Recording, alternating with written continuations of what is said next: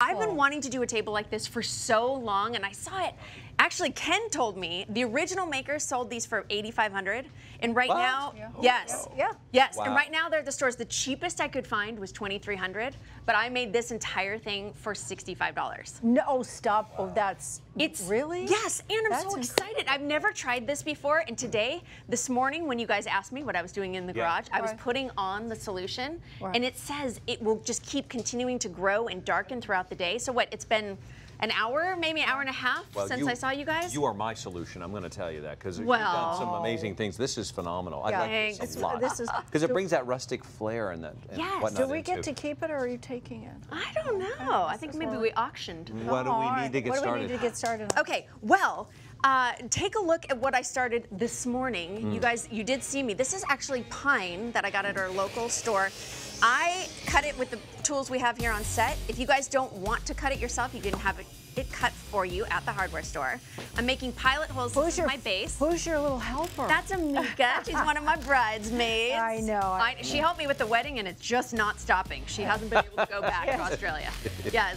So all of these directions are online, but I basically started with brand new pine. Pine is the most inexpensive wood that you have, that you can buy right now at your at the hardware store. What are you doing there? Oh my gosh, it's the most fun thing ever. It will be your favorite tool. It's the Craig jig.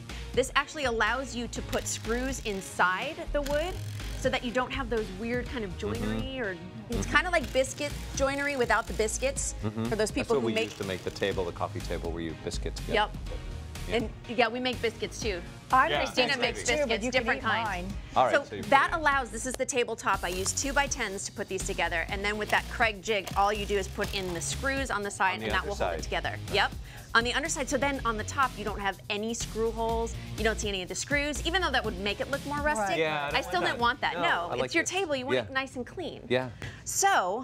So there's a solution that you put on top. There's a solution to everything, to every problem, yes. But what is the solution that you made for this table? I actually started 3 days before, and it's stuff that you guys probably have in your home already. So this is balsamic vinegar. So instead of on your salad, put a little in.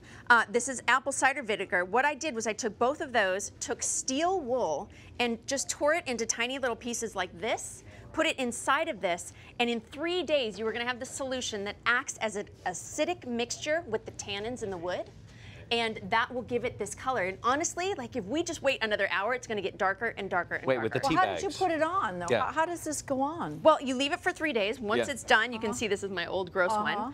I just put it on. Because I used pine and it doesn't have a lot of tannins in it naturally, I had to add some tannins. So that's where the tea comes in. You can brew this at home.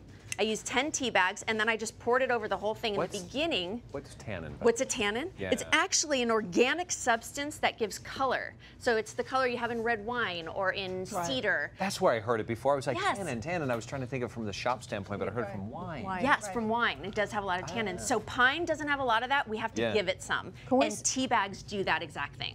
Can we see before and after of the table, please? So this is about an hour and a half. Keep in mind it will continue getting darker. I haven't put any extra coats. This is one coat of the solution, and look at that. Would you want to put a sealer on it or not? I think I'd want to, just because it kind of smells like vinegar. It smells like a big salad, actually. It does, I don't know whether to be... But it would also then, I wouldn't do something shiny, glossy. I would probably do like a matte finish. Right, a matte polyurethane. But yeah, I think just, especially if you're going to be using it as a table,